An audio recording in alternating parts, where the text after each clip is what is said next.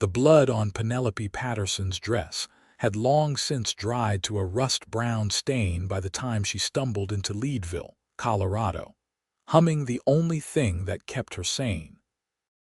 The melody her mother had sung to her as a child floated from her cracked lips, quiet and steady, as her boots kicked up dust on Harrison Avenue. It was late summer in 1878, and the mining town buzzed with the chaos of men chasing silver fortunes, but Penelope barely noticed. She'd been walking for 3 days since the Cheyenne raid that took her family, and the tune was all she had left of the life that existed before. She collapsed against a hitching post outside the general store, her fingers gripping the weathered wood as the world tilted. The humming continued, automatic as breathing, rising and falling with notes that spoke of prairie flowers and gentle hands braiding hair. Her throat burned with thirst, her stomach cramped with hunger, but she couldn't stop the song. It was the last thread connecting her to her mother's voice, to her father's laughter, to her younger brother's gap-toothed smile. If she stopped humming, they would truly be gone. Miss, are you all right?" A deep voice cut through her haze. Strong hands caught her shoulders before she could slide to the ground. "When's the last time you had water?" Penelope looked up into concerned brown eyes set in a sun-weathered face.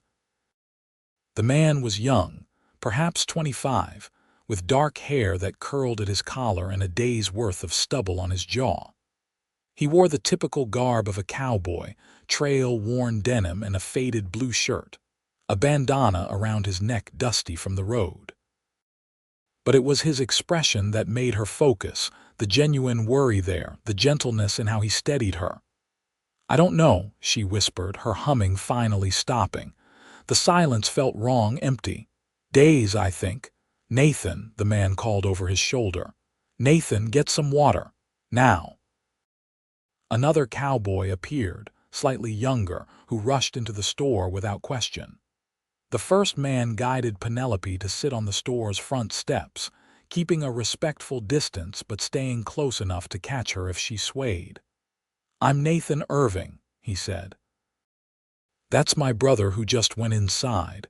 We're passing through on a cattle drive, headed north. What happened to you, that blood on your dress?"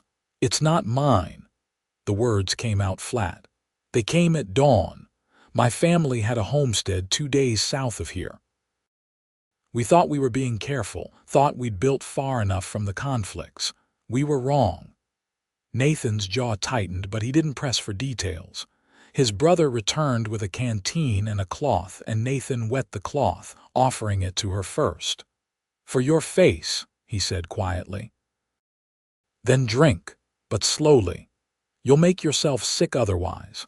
Penelope took the cloth with trembling hands and wiped at her face, watching the fabric come away dirty. She'd seen her reflection in a stream yesterday and knew she looked half wild. Her auburn hair had come loose from its braid, tangled with bits of grass and dirt.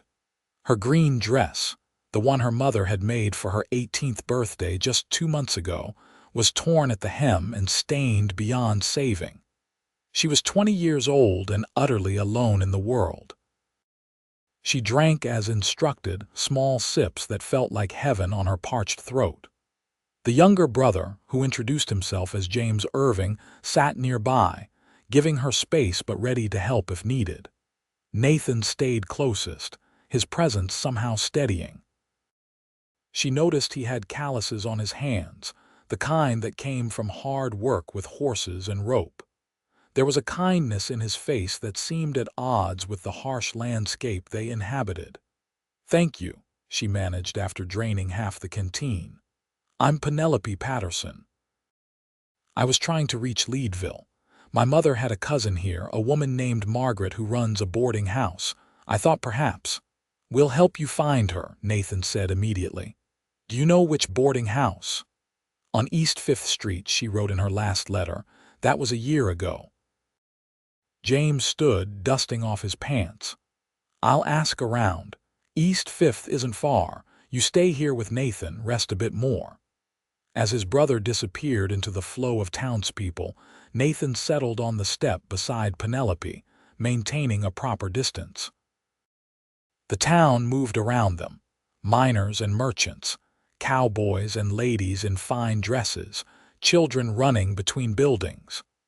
Leadville was booming, swelling with newcomers daily, everyone chasing the promise of silver in the surrounding mountains. "The tune you were humming when we found you," Nathan said after a moment. "That's a pretty melody. Does it have words?" Penelope found herself wanting to hum it again to fill the emptiness inside her. "My mother used to sing it. She learned it from her mother, who brought it from Virginia when she moved west. It has words, but they're in Old English, hard to understand. Something about love lasting longer than the hills, about hearts finding home. I always just hummed it. My voice isn't good for singing." "I doubt that's true," Nathan said. "Would you hum it again? I'd like to hear it properly." She looked at him, searching his face for mockery, but found only genuine interest. Something in her chest loosened slightly, the first easing of the terrible tightness that had gripped her since the attack. She began to hum, letting the melody flow out, and this time it didn't feel quite so desperate. The notes carried the same sweetness and sorrow they always had, but sharing them with someone who actually wanted to listen made them feel less like a lifeline and more like a gift. Nathan closed his eyes, his head tilting slightly as he focused on the tune. His lips moved soundlessly, like he was trying to memorize the pattern of notes. When she finished, he opened his eyes and smiled, the expression transforming his serious face. "That's beautiful. Really beautiful. Your mother must have been a wonderful woman." "She was." Penelope's voice caught. "They all were. Wonderful." He didn't offer empty platitudes about time healing or God's plan. He simply nodded, acknowledging her loss, and the respect in that silence meant more than any words could have. They sat together as the afternoon heat beat down on Leadville, and Penelope felt the first stirring of something that wasn't despair. It was too fragile to call hope yet, but it was there, tiny and persistent. James returned within the hour with good news. Margaret Patterson did indeed run a boarding house on East 5th Street, and she was home. He'd explained the situation, though not in detail, and Margaret had sent him back with instructions to bring Penelope immediately. "She's your mother's cousin?" James asked as they walked through town, Nathan on one side of Penelope and James on the other, both ready to steady her if her legs gave out. "Second cousin, actually. They were close as girls. Margaret moved to Colorado 15 years ago when she married. Her husband died in a mining accident 5 years back, and she's run the boarding house since then. My mother always spoke highly of her." The boarding house was a 2-story structure painted white, with a wide porch and flower boxes in the windows. It looked well-maintained and welcoming, a sharp contrast to the rougher establishments that dominated much of the town.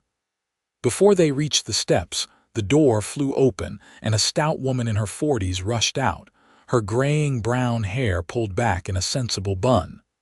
"Penelope." Margaret's voice cracked. "Oh, sweet girl, come here." Penelope found herself enveloped in a fierce hug, the kind that squeezed tight and didn't let go. Margaret smelled like bread and lavender, homey and safe, and suddenly Penelope was sobbing. All the tears she'd held back for 3 days came pouring out. Her knees buckled, but Margaret held her up, supported by Nathan, who'd stepped forward instinctively. "I've got you," Margaret murmured. "I've got you now, you're safe." They got her inside into a clean bedroom on the 1st floor. Margaret shooed the men out gently but firmly, thanking them profusely for their help. Penelope heard Nathan ask if there was anything else they could do, heard Margaret say that she'd take care of things from here, and felt a strange pang at the thought of him leaving. But she was too exhausted to process why. The next hours passed in a blur. Margaret helped her out of the ruined dress, brought hot water for washing, and found clean clothes that had belonged to her late husband's niece. She brought soup and bread, sitting with Penelope while she ate, not pushing for details but letting her talk when she was ready. "Mama sang every morning while making breakfast," Penelope said, staring into her bowl. "That old song from Virginia. She'd hum it while she worked, teaching me the melody before I could even talk," she said. "Papa used to joke that it was the sound of our home, that he could find his way back from anywhere if he could just hear Mama's humming." Margaret squeezed her hand. "Your mother wrote to me about you. She said you had grown into a fine young woman, that you helped with everything, that you had your grandmother's gift with healing herbs. She was so proud of you, Penelope. I couldn't save them." The words came out broken. "I hid like a coward in the root cellar when the attack started. Papa had built a false back wall after we heard about the conflicts escalating. He made me and Thomas promise we'd hide if anything happened. But Thomas went to help Papa, and I heard him screaming, and I just stayed hidden. I stayed hidden until everything was silent." "You survived," Margaret said firmly. "That's what your father wanted. You honored his wishes, hard as it was. Don't you dare call yourself a coward for living." They talked late into the night, Margaret filling in the silence when it grew too heavy. She spoke of Penelope's mother as a girl, of their summers spent together before distance separated them. She talked about Leadville, about the boarding house, about the community she'd built here. Finally, exhausted beyond measure, Penelope fell into a deep sleep, the first real rest she'd had since the world ended. She woke to sunlight streaming through lace curtains and the sound of voices downstairs. For a moment, she forgot where she was, and the confusion was terrifying. Then Margaret's voice drifted up, talking about breakfast portions, and memory returned. Penelope lay still, staring at the ceiling, wondering what came next. Her family was gone. The homestead was gone. Everything she'd known was ashes and blood. She rose eventually, washing her face in the basin Margaret had left, and braided her hair with fingers that only shook a little. The dress Margaret had given her was simple brown calico, practical and neat. Downstairs, she found the dining room filled with boarders eating breakfast and Margaret bustling between kitchen and table. "There you are," Margaret said warmly. "Come eat. You need your strength." Penelope sat at the far end of the table, accepting a plate of eggs and biscuits. The other boarders, mostly miners and a few shopkeepers, nodded politely but didn't press conversation. She was grateful for that.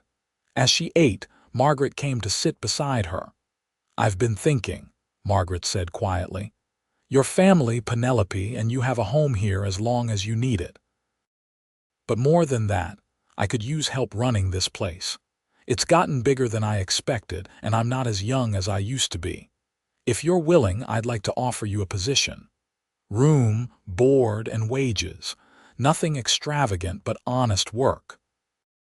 Penelope looked at her cousin, seeing the sincerity there. "You don't have to do this out of obligation." "I'm doing it because I need the help and you need a purpose," Margaret replied. "Grief will eat you alive if you let it. Trust me, I know. When I lost Henry in that mine collapse, I thought I'd die too. But I built this place, made something useful, and it saved me. Let me help you do the same." So Penelope became part of the boarding house, learning the rhythms of running the establishment.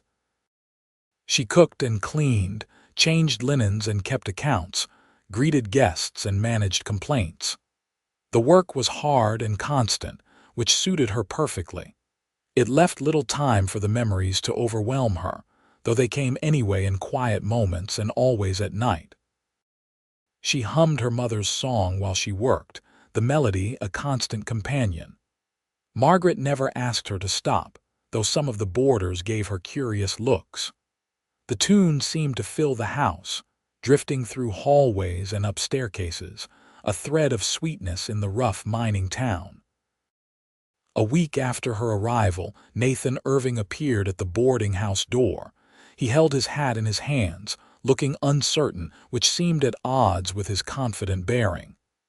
"Miss Patterson," he said when Penelope answered his knock. "I hope I'm not intruding. I wanted to check how you were settling in." Penelope felt her heart skip, surprising her. She'd thought of him several times over the past week, remembering his kindness, the way he'd listened to her mother's song. "Mr. Irving, please come in. That's very thoughtful of you." She led him to the parlor, offering coffee, which he accepted. As she poured, she noticed his hands, those calloused, capable hands, and wondered why she was noticing such details. "I thought you were on a cattle drive headed north. We finished. Got the herd delivered to a ranch outside town, collected our pay. My brother headed back to Wyoming, but I'm staying on for a bit." He accepted the cup she offered. "Leadville's growing fast. Plenty of work for someone who knows horses and isn't afraid of hard labor. I hired on at the Silver King mine, helping manage their draft animals." "That's good work," she said, sitting across from him. The parlor was empty, other boarders either out or upstairs, but she left the door open for propriety. "Are you settling in all right?" "Well enough. Found a room at a house on West 4th Street. The work's steady." He paused, turning the cup in his hands. "Truth is, I couldn't quite bring myself to leave Leadville yet. I kept thinking about you, wondering if you were all right. I hope that's not too forward." Penelope felt heat rise in her cheeks. "It's not forward. It's kind. Most people wouldn't have stopped to help a stranger the way you did. You saved my life, Mr. Irving. I won't forget that."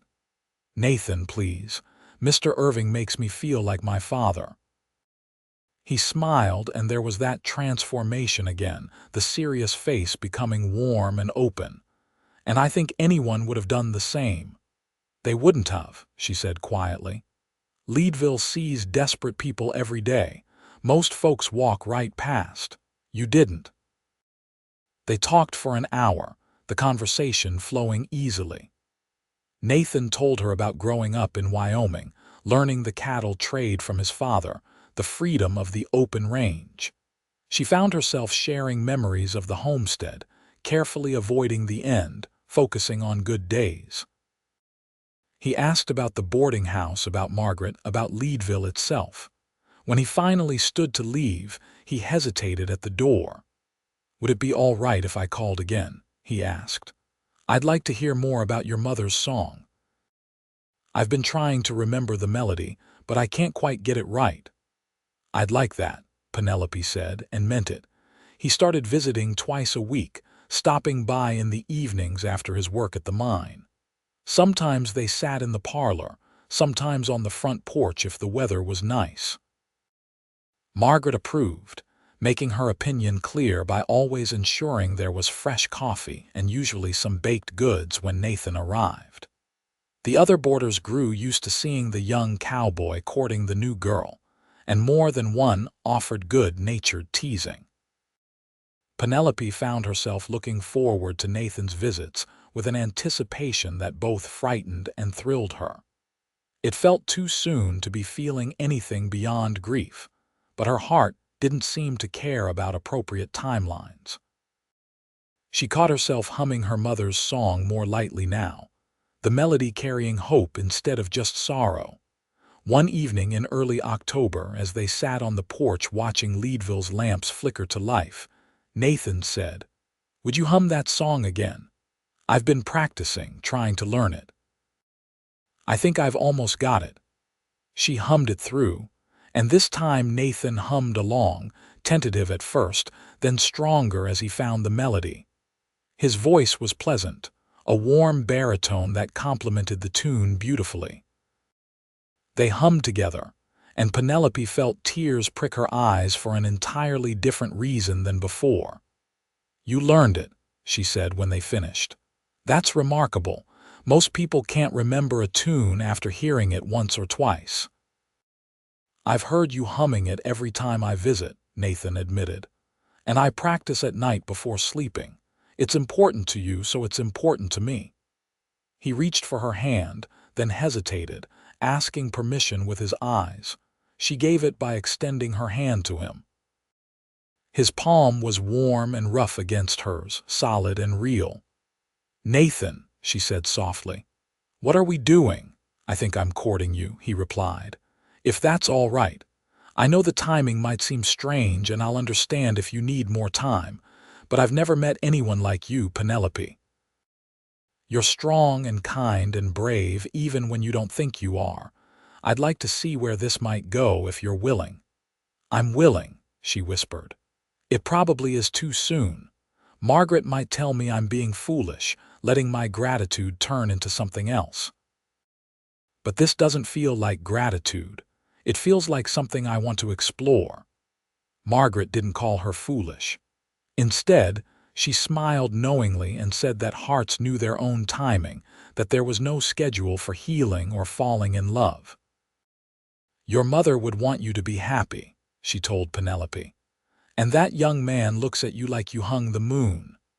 The courtship progressed through autumn as Leadville prepared for its first hard winter. Nathan continued his work at the Silver King mine while Penelope kept the boarding house running smoothly.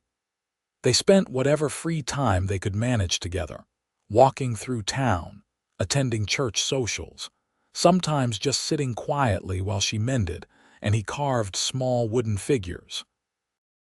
He was teaching himself woodworking, he explained, as something to do with his hands in the evenings. The first thing he gave her was a small bird, smooth and simple. "It's not much," he said, almost shy. "I'm still learning, but I thought of you when I made it." She treasured it, keeping it on the table beside her bed. More figures followed: a horse, a flower, a perfect sphere that had taken him weeks to get right. Each one she kept, creating a small collection of Nathan's growing skill and his thoughts of her. They learned each other in the careful way of people building something meant to last. She discovered he was patient almost to a fault, that he had a quiet sense of humor, that he believed in fairness even when it cost him. He worked hard and saved his money, dreaming of having his own ranch someday, a place with good grazing and clean water. He loved horses more than cattle, loved the intelligence in their eyes. He'd had a dog as a boy that he still missed. He could fix almost anything mechanical. He didn't drink to excess and didn't gamble. He sent money to his mother back in Wyoming every month without fail. He learned that she had her mother's gift with herbs and healing, that she could ease a fever or treat a wound with knowledge passed down through generations. She loved reading, devouring the books Margaret kept in the parlor and borrowing more from the small lending library in town. She missed having a garden, missed the feeling of dirt under her fingernails and watching things grow. She wanted children someday, a house full of noise and laughter. She was terrified of another attack, of losing people she loved, but trying not to let fear rule her life. She had nightmares but was learning to manage them. November brought snow to the mountains surrounding Leadville, and with it, a change in their relationship. They were walking back from Sunday services, her hand tucked in the crook of his arm when Nathan said, "Penelope, I need to tell you something." Her heart clenched. That tone usually preceded bad news. "What is it?" "Nothing bad," he said quickly, reading her face. "I promise. I've just been holding this in and I can't anymore. I love you. I'm completely in love with you. I know it's only been a few months and maybe that's too fast, but I needed you to know." She stopped walking, turning to face him in the middle of Harrison Avenue.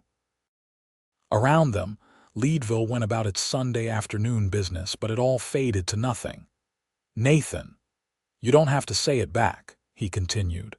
"I'm not trying to rush you or pressure you. I just couldn't keep pretending what I feel is something smaller than it is.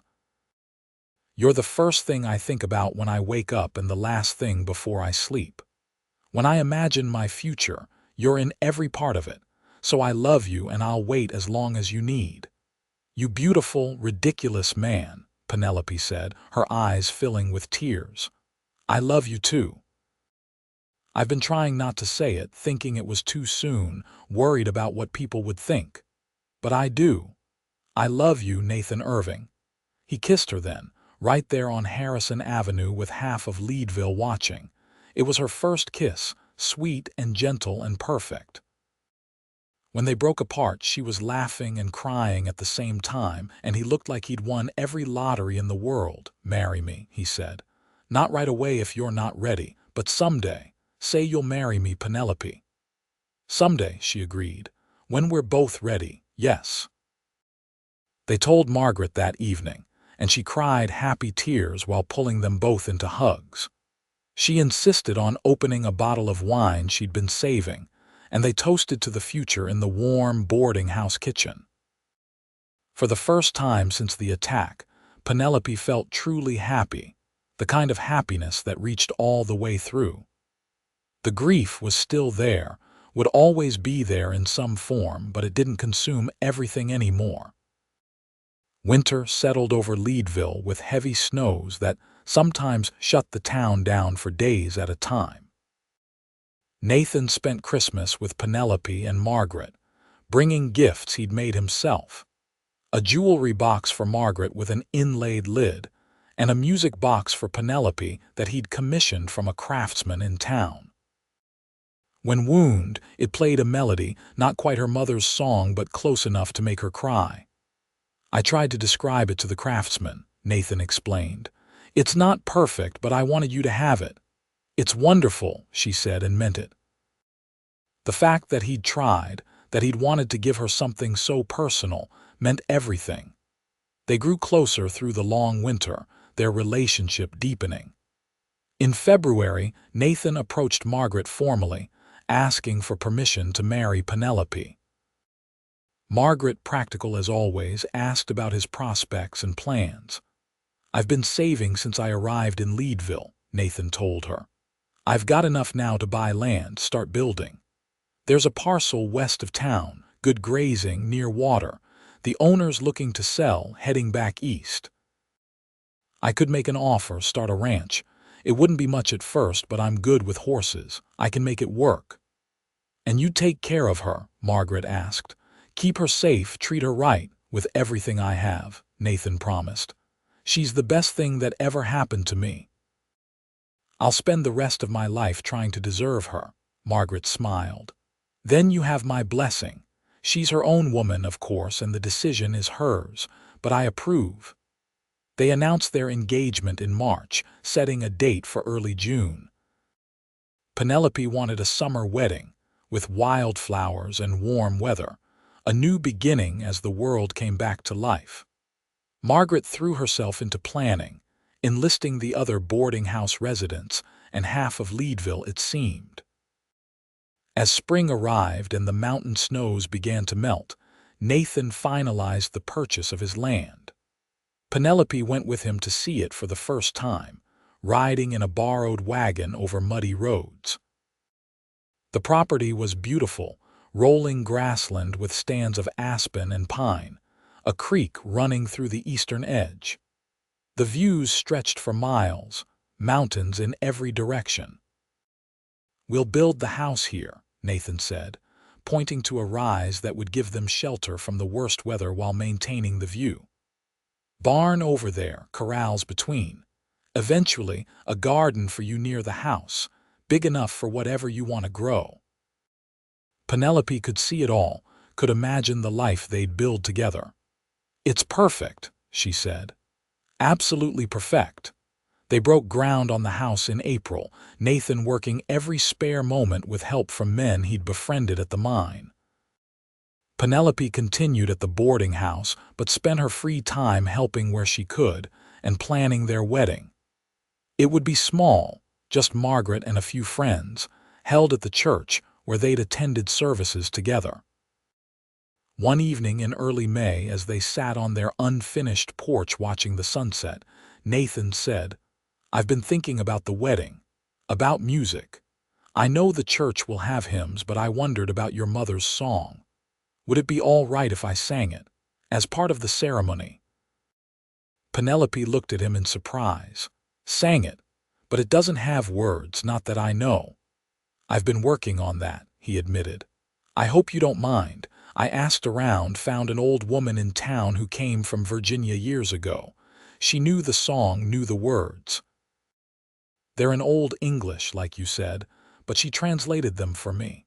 I've been practicing, trying to get the pronunciation right. I thought maybe I could sing it when you walk to me or after we're pronounced husband and wife, as a gift to you and a tribute to your mother."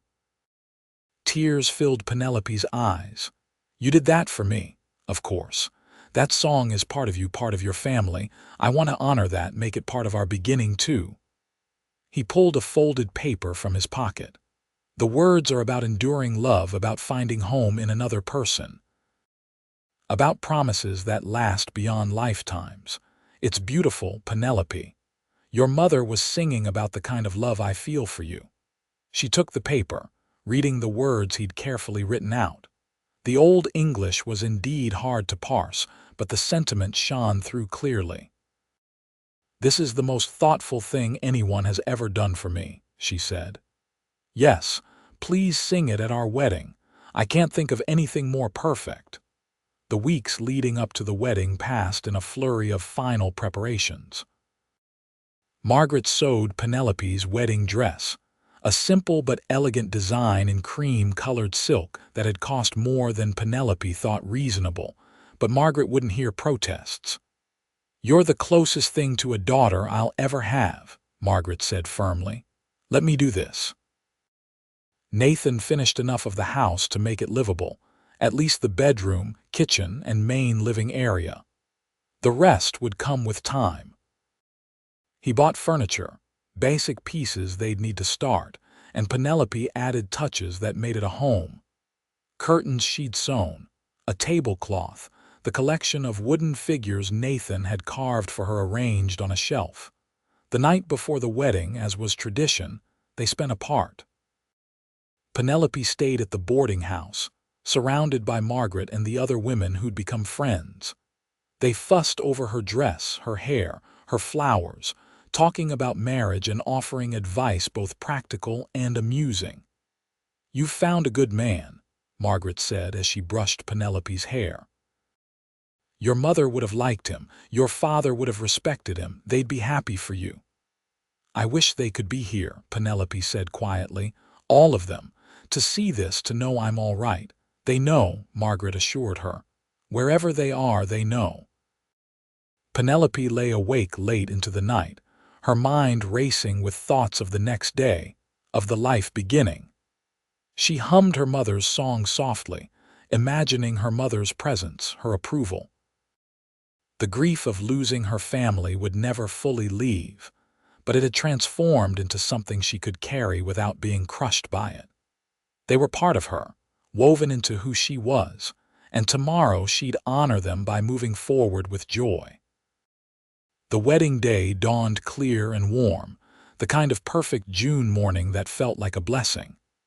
Penelope dressed with Margaret's help, the cream silk fitting perfectly, her auburn hair arranged in a simple but elegant style.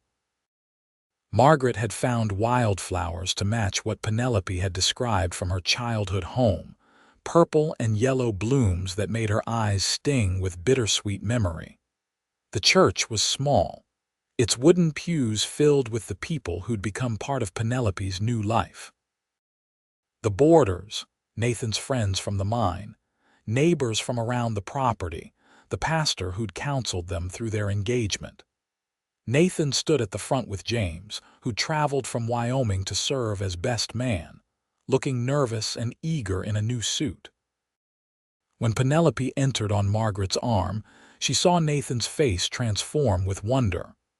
The love shining in his eyes took her breath away. She walked toward him, each step deliberate, anchored by Margaret's steady presence, until she was handed over to Nathan's care. The ceremony was traditional, their vows spoken clearly despite nervous trembling. They promised to love and honor, to face whatever came together, to build a life of faith and commitment. When the pastor pronounced them husband and wife, Nathan kissed her gently, and the small congregation erupted in applause.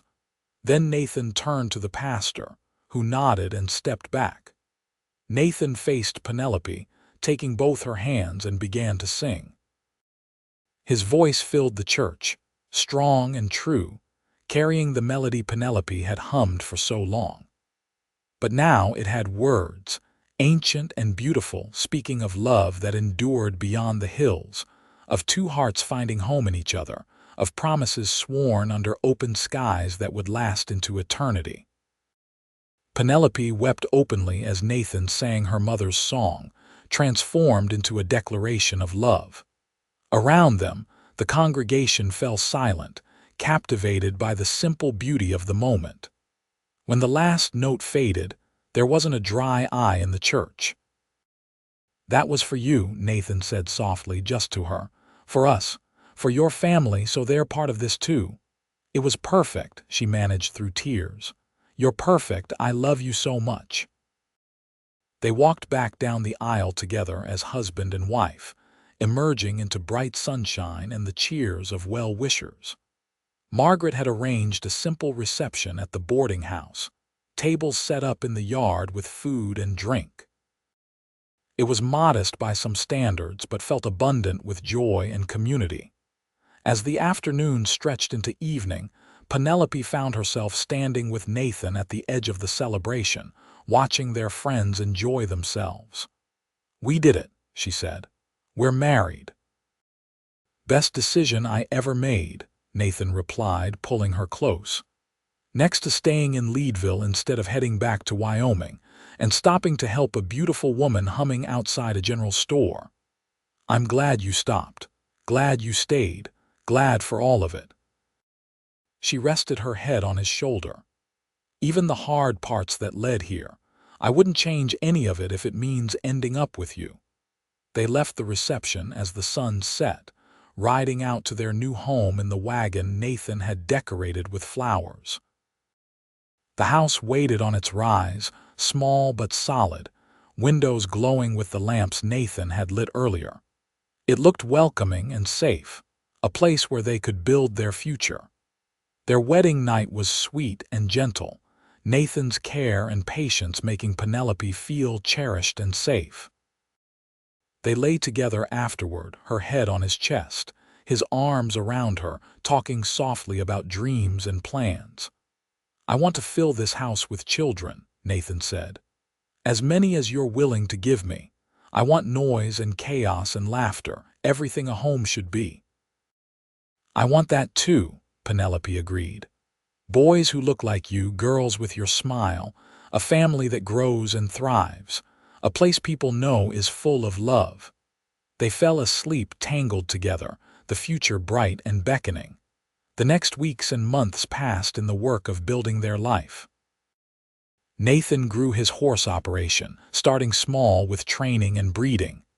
Penelope planted her garden, herbs and vegetables and flowers that reminded her of home. They made improvements to the house, adding rooms as they could afford them. Margaret visited often, approving of everything she saw. "You two are good together," she said on one visit, watching Nathan and Penelope work side by side in the garden. "Natural partners. Your mother would be so proud of what you've built." Penelope's healing skills became known in the area, people coming to her for help with everything from fevers to broken bones. She charged little, often accepting payment in goods or services, building goodwill and reputation. Nathan supported her fully, proud of her abilities and knowledge. Their first real test came that autumn when an early blizzard trapped them for nearly a week. They'd prepared as well as they could, but the storm's ferocity surprised everyone. When it finally cleared and they could check on the horses, they found one injured, bleeding from a gash on her leg from broken fencing. Together, they worked to save the mare, Penelope using her healing knowledge while Nathan kept the animal calm. It took hours of careful work, but the horse survived, the wound healing clean. Standing in the barn afterward, both exhausted and relieved, Nathan pulled Penelope into his arms. "We're good together," he said. "In everything. I couldn't have saved her without you." "We're partners," Penelope replied. "In all things." Winter passed into spring, and with the warming weather came happy news. Penelope was pregnant, due in early autumn. Nathan's joy was immediate and boundless, his hand constantly drifting to her still flat stomach as if he could feel the life growing there. "I hope it's a boy," he said one night as they lay in bed. "A son to help with the horses, to teach everything to." "It might be a girl," Penelope teased. "Then what?" "Then I'll teach her about horses anyway," Nathan replied promptly. "And probably spoil her absolutely rotten, and spend my life terrifying any boys who come calling." Penelope laughed, the sound free and joyful. The pregnancy progressed smoothly, Penelope continuing her work until she grew too large and awkward. Nathan fussed over her constantly, trying to keep her from doing too much, which led to good-natured arguments about her capabilities. In late September, as the aspens turned gold on the mountainsides, Penelope went into labor. Margaret came to help, bringing a local midwife who had experience with difficult births. Nathan paced outside, forced out of the bedroom by both women who insisted he'd just be in the way. The labor was long and hard, lasting through the night and into the next day. Nathan wore a path in the floorboards with his pacing, praying constantly. Finally, as afternoon light slanted through the windows, a baby's cry rang out. Nathan froze, hardly daring to breathe until Margaret opened the door. "Come meet your son," she said, beaming. Nathan rushed in to find Penelope propped against pillows, exhausted but smiling, holding a small bundle wrapped in blankets. She looked up at him with tears streaming down her face. "Nathan, meet your son." He approached reverently, looking down at the tiny red face, the miniature fingers curled into fists. "He's perfect," Nathan breathed. "Absolutely perfect. Are you all right?" "Tired, but fine." Penelope shifted the baby so Nathan could see him better. "We did it. We made a person." Nathan sat carefully on the edge of the bed, one finger stroking the baby's impossibly soft cheek. "What should we call him?" They discussed names throughout the pregnancy but never settled on anything definite. Now, looking at their son, Penelope said, "I'd like to name him after my father and brother, if that's all right with you. Thomas James." "Thomas James Irving," Nathan tested. "It's perfect. Hello, Thomas. I'm your father, and I promise to do everything I can to be worthy of that title." The baby, as if in response, wrapped one tiny hand around Nathan's finger and held on tight. Nathan's tears fell freely then, overwhelmed by love and responsibility and hope. Those first months with Thomas were exhausting and wonderful in equal measure. The baby was healthy but demanding, wanting to be fed constantly, sleeping only in short bursts. Nathan helped as much as he could, walking with Thomas when he cried, changing him, singing to him in the middle of the night. More than once, Penelope woke to find Nathan in the rocking chair by the window, holding Thomas and humming her mother's song. "He likes it," Nathan explained when she asked. "Calms him right down. I think he recognizes it from when you hummed it while you were pregnant." Thomas grew, reaching milestones that filled his parents with pride and wonder. His first smile, his first laugh, the day he rolled over on his own. The ranch grew too, Nathan's reputation bringing steady work and income. They added more horses, expanded the corrals, built a proper barn. When Thomas was 18 months old, Penelope discovered she was pregnant again. This time, she felt more confident, knowing what to expect. The pregnancy was easier, and in the spring of 1881 they welcomed a daughter. Nathan was completely besotted from the first moment, just as he'd predicted. "Sarah Margaret," Penelope said, honoring both her mother and Margaret. The baby had auburn hair like Penelope and her father's brown eyes. "What do you think?" "I think I'm the luckiest man alive," Nathan replied, holding his daughter with practiced ease. "Two perfect children, a wife I adore, a home we built together. I never imagined being this happy." Life settled into a comfortable rhythm. The children grew, Thomas becoming a sturdy boy who followed his father everywhere, and Sarah a bright, curious girl who asked endless questions. The ranch prospered, Nathan's skill with horses becoming well known throughout the region. Penelope's healing practice expanded, people traveling from increasingly far distances for her help. They weathered challenges as they came. A drought year that tested their resources. A bout of influenza that swept through Leadville, Penelope working tirelessly to help the sick while worrying about her own family. A fire in the barn that could have been catastrophic but was caught early. Each trial made them stronger, more confident in their ability to handle whatever life brought. Margaret remained a constant presence, aging gracefully and eventually handing over the boarding house to a younger couple, moving to a small cottage near Nathan and Penelope's ranch. "I want to be close to my family," she said simply, and they welcomed her gladly. She became an integral part of their household, beloved by the children who called her Aunt Margaret. On their 5th wedding anniversary, Nathan surprised Penelope with a gift. "Close your eyes," he said, leading her outside after supper. She obeyed, letting him guide her into the yard. "All right, open them." She opened her eyes to find an elaborate wooden swing hanging from the large cottonwood tree near the house. It was beautifully crafted, smooth and strong, clearly the result of many hours of work. "Nathan," she breathed, "did you make this?" "Been working on it for months," he admitted. "Wanted it to be perfect. I thought you could sit here in the evenings, maybe hum your mother's song while you watch the children play. Thought it might be nice, a peaceful spot." Penelope tested the swing, finding it perfectly balanced. From here she could see the house, the barn, the corrals, the mountains beyond.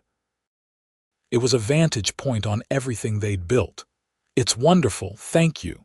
He joined her on the swing, wrapping an arm around her shoulders.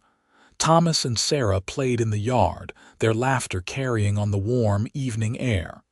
"Do you ever regret it?" Nathan asked quietly. "Marrying me so quickly, building this life?" "Never," Penelope said firmly. "Not once. You gave me hope when I thought I'd lost everything. You loved me when I wasn't sure I could be loved again.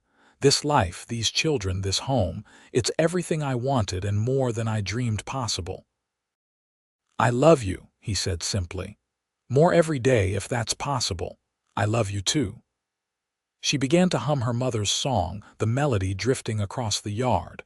Nathan joined in, their voices blending as they'd done so many times before. The children stopped playing to listen, drawn by the familiar tune. "Sing it with words, Papa," Thomas called. He was 5 now, old enough to request his favorite song. So Nathan sang, the old words about enduring love and finding home, while Penelope hummed harmony and their children listened. It had become a family tradition, this song that connected past to present, loss to healing, loneliness to love. The years continued to pass, bringing more changes and growth. They had 2 more children, another boy and girl, the house expanding to accommodate the growing family. Nathan built a workshop where he continued his woodworking, creating furniture and decorative pieces that he sometimes sold in Leadville. Penelope's garden became legendary, people coming to marvel at what she could coax from the Colorado soil. Thomas grew into a young man who shared his father's gift with horses, working alongside Nathan as an equal partner. Sarah showed an aptitude for healing, learning everything Penelope could teach her. The younger children, Benjamin and Caroline, were still finding their paths, but both showed signs of inheriting their parents' best qualities. On their 10th anniversary, the whole family gathered for a celebration. Margaret was still healthy and sharp at 65, delighting in her honorary grandchildren. They ate an elaborate meal, told stories, laughed until their sides hurt. As evening fell, Nathan stood and raised his glass. 10 years ago, I married the most amazing woman I'd ever met, he said. She was brave and broken and beautiful, and she gave me a chance despite having every reason not to trust anyone. These 10 years have been the best of my life. This family, this home, everything we've built together, it's better than any dream I ever had. Penelope, you've made me the happiest man alive. Here's to 10 more years and 20 after that and 50 beyond that. I'll love you forever. Forever, Penelope echoed, tears in her eyes. That's what the song promises after all, love that lasts beyond the hills, beyond lifetimes. That's what we have. They kissed while their children groaned good-naturedly, and Margaret dabbed at her eyes. Later, after the children were in bed and Margaret had retired to her cottage, Nathan and Penelope sat on their porch swing, watching stars emerge in the darkening sky. "Do you ever think about that day in Leadville?" Penelope asked. "When you found me outside the general store?" "All the time," Nathan admitted. "I think about how easily I could have walked past, been too busy or too focused on my own business. I think about how my whole life pivoted on that moment, on the decision to stop and help. I think about it too, about how lost I was, how sure I was that nothing would ever be good again. And then you were there, offering water and kindness, and everything changed." She nestled closer to him. "I was humming my mother's song without even realizing it, holding on to the only piece of home I had left. And I asked to learn it," Nathan remembered, "because you looked like you needed someone to care about the things that mattered to you. You gave that song new meaning. It's not just about loss and memory anymore. It's about us, about our family. Every time we sing it, we're honoring my mother and father and brother, but we're also celebrating what we've built from that grief." Nathan began to hum and Penelope joined in, their voices practiced and sure. The melody floated across their land, a benediction and a promise. Inside the house, one of the children stirred at the familiar sound, then settled back into sleep, comforted by the proof of their parents' love. The ranch continued to thrive as years passed, becoming one of the most respected horse operations in Colorado. Nathan's reputation for fair dealing and quality animals spread, bringing buyers from across the state and beyond. Thomas took on increasing responsibility, eventually handling much of the day-to-day operations, freeing Nathan to focus on breeding programs and special training projects. Sarah, at 18, was helping her mother heal the sick and injured, her gentle touch and sharp mind making her nearly as sought after as Penelope. Young men had started coming around, ostensibly to buy horses or ask about remedies, but really to catch glimpses of the beautiful girl with auburn hair and skilled hands.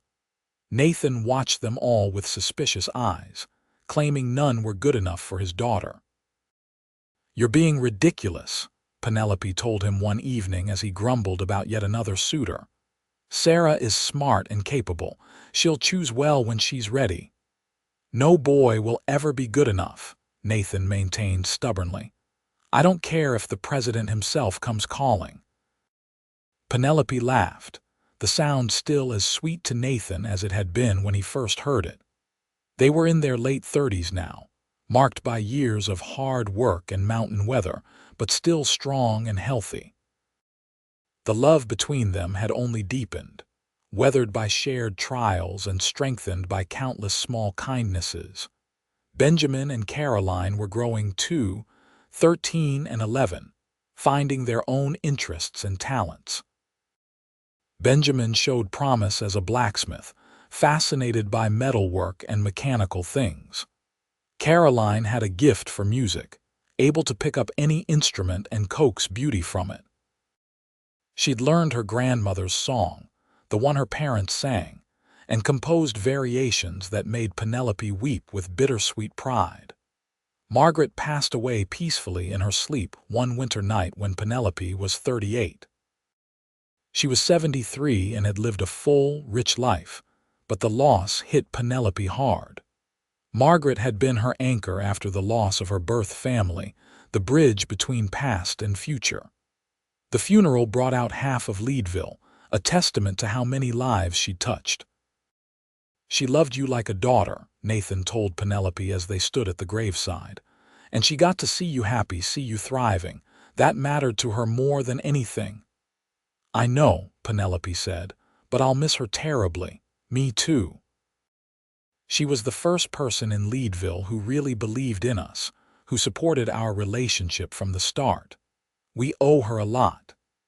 They honored Margaret's memory by living well, by cherishing their family, by continuing to build the life she'd helped them start. Sarah eventually chose a young doctor who'd moved to Leadville, a kind man who respected her skills and supported her continuing to practice healing. Nathan grudgingly approved after extensive interrogation, and the wedding was a joyous affair that brought back memories of Nathan and Penelope's own simple ceremony. Thomas married a rancher's daughter from the next valley, a capable woman who could ride and rope as well as any man. They built a house on the far side of the property, planning to eventually take over the whole operation. Benjamin apprenticed with the blacksmith in town, showing real talent.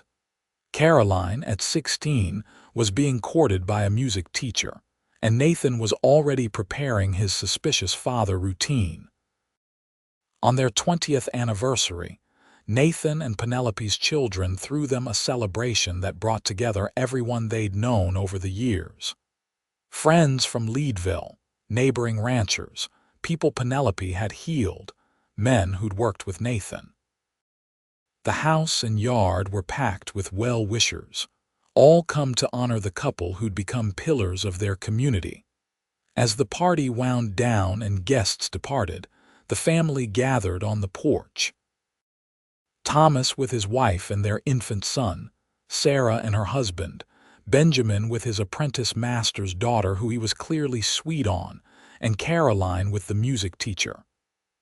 They sang together, all of them, the old song that had started everything. Nathan led with the words, Penelope harmonized, and their children and grandchildren joined in, voices blending in the gathering dusk. "This is what the song promised," Penelope said when the last note faded.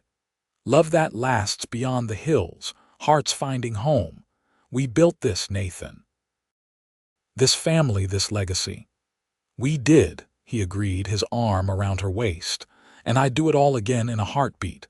Every moment, every challenge, every joy. You're still the best thing that ever happened to me, Penelope Irving. And you're mine, my rescuer, my partner, my love. The man who learned my mother's song and sang it at our wedding, who sung it to our children and grandchildren. You took something born of grief and transformed it into a celebration of life and love." They sat on their porch swing, surrounded by family, as stars emerged overhead. The ranch stretched around them, the land they'd worked and improved, the home they'd built with their own hands and hearts. Horses moved in the corrals, shadows in the twilight. Somewhere, an owl called and another answered. The years continued their march, bringing the changes that time always brings. More grandchildren arrived, the house ringing with young voices again. Nathan's hair turned silver, as did Penelope's auburn locks. They slowed some, but remained active and engaged with the ranch and their family. Thomas took over full operations of the horse breeding program, while Nathan focused on training select animals and teaching his grandsons the skills he'd spent a lifetime perfecting.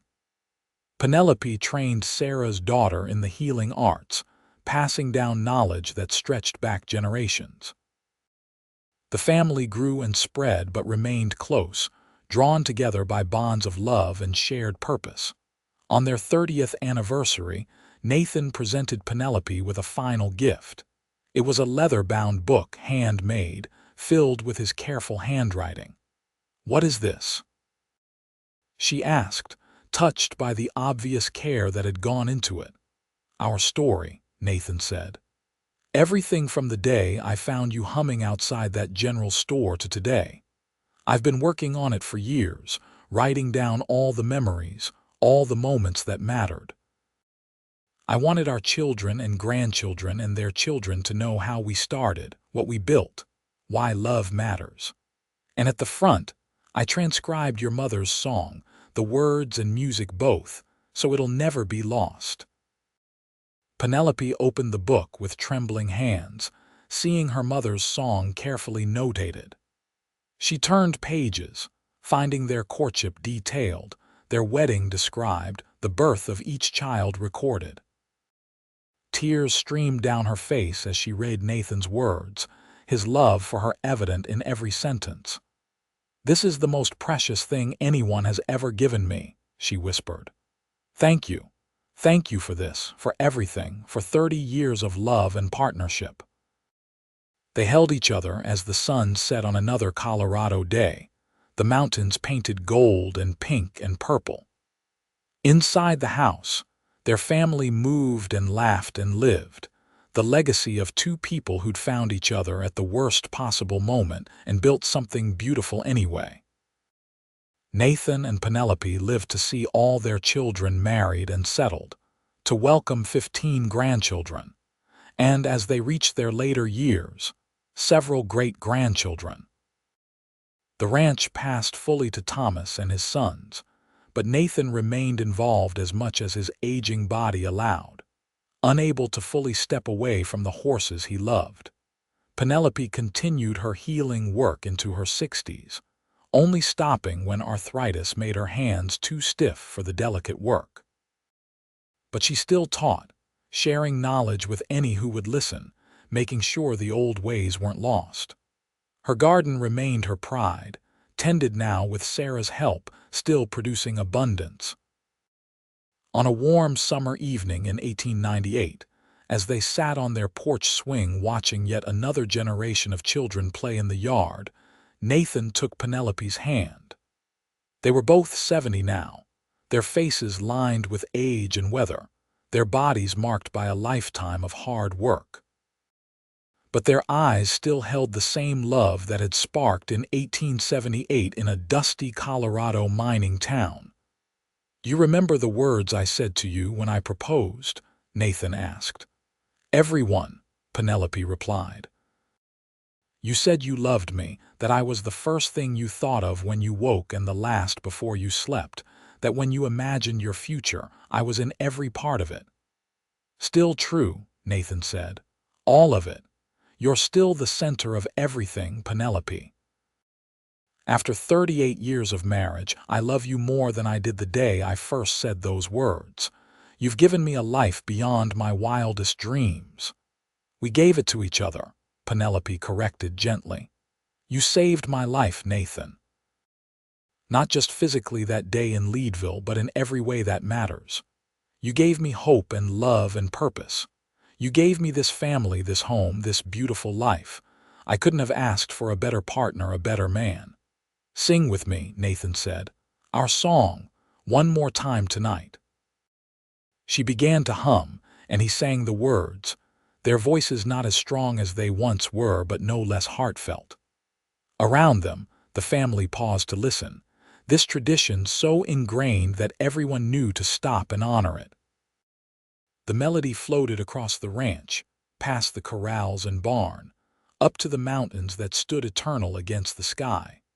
When the song ended, their great-granddaughter, a tiny girl of 4 named Rose who had Penelope's auburn hair, climbed into Nathan's lap. "Tell the story, great-grandpa," she demanded, "about how you met great-grandma." So Nathan told it again, the story worn smooth by countless retellings but never losing its power. He told of finding a beautiful woman humming outside a general store, of offering water and kindness, of falling in love despite circumstances that could have kept them apart. He told of learning her mother's song, of singing it at their wedding, of building a life based on love and respect and partnership. Rose listened with wide eyes, as did the other children gathered around. The adults, who'd heard the story many times, listened too, finding comfort in the familiar narrative. It was the founding legend of their family, the bedrock on which everything else was built. As darkness fell and the children were called in for bed, Nathan and Penelope remained on their swing. The ranch was quiet now, peaceful, the sounds of horses and night birds the only interruption. They sat in comfortable silence, hands clasped, watching stars emerge. "No regrets?" Nathan asked softly. "Not a single one," Penelope replied. "You? Only that I didn't find you sooner. That we didn't have even more years together. We have the years we have, and they've been good ones, full ones. We've loved well, Nathan. We've built something that will last long after we're gone. Our children and grandchildren, they'll carry forward what we started. The ranch will thrive. The song will continue to be sung. That's more than most people get. You're right, as always." Nathan kissed her temple. "I'm a lucky man, Penelope Irving, the luckiest man who ever lived." They sat together as the night deepened. Two people who'd found each other against all odds and built a love that had indeed lasted beyond the hills. The song that had connected them was now part of a family tradition, passed down through generations, a reminder that love could grow from the darkest circumstances, that kindness mattered, that choosing to stop and help a stranger could change everything. Inside the house that they'd built together, light glowed warm in the windows. Their family slept under that roof, safe and loved, the product of two people who'd refused to let tragedy define them. Outside, the Colorado mountains stood eternal, witnessing the end of another day on the ranch that Nathan and Penelope had carved from raw land and sheer determination. The swing moved gently, pushed by the evening breeze, carrying two people who'd grown old together and wouldn't have wanted it any other way. Their story, like their mother's song, would echo forward through time, a testament to the enduring power of love chosen deliberately, tended carefully, and cherished always. As they finally rose to go inside, Nathan helped Penelope to her feet, his hand steady despite the tremor that had developed in recent years. They moved slowly now, but together always, into the house that held their history and their heart. Behind them, the porch swing continued to move, empty but not forgotten, waiting for the next generation to claim it, to sit and watch their own children play, to hum their own versions of love songs that lasted beyond the hills. The door closed behind them, and the ranch settled into night, peaceful and prosperous, built on the foundation of a chance meeting in 1878 and the love that grew from it. The story was complete, the circle closed, two lives fully lived and intertwined so completely that one could not be separated from the other. And in the years that followed, when Nathan and Penelope had both passed peacefully in their sleep within days of each other, unable to bear long separation even in death, their family gathered to mourn and celebrate. At the funeral, Thomas stood at the front of the same small church where his parents had married, and he sang. He sang the old song his father had learned, the words about love lasting beyond the hills, about hearts finding home in each other, about promises that endured beyond lifetimes. His voice cracked with grief, but he sang it through, honoring his parents' request that it be sung at their final farewell, just as it had been sung at their beginning. The family continued the traditions Nathan and Penelope had started. The ranch thrived under Thomas's care and eventually passed to his sons. The healing knowledge was preserved and shared. The story was told and retold, gaining power with each generation. The song was taught to every child born into the family, a living link to the past and a promise for the future. And sometimes, on quiet summer evenings, those who sat on the porch swing swore they could hear it, faint as memory but sweet as hope. The sound of two voices joined in perfect harmony, humming the melody that had started everything, the song that proved love could grow from loss, that kindness could change the world, that two broken pieces could come together and make something whole and beautiful and lasting. The song that promised what Nathan and Penelope had proven true, that real love, chosen deliberately and tended with care, could indeed last beyond the hills, beyond time itself, echoing forward into forever.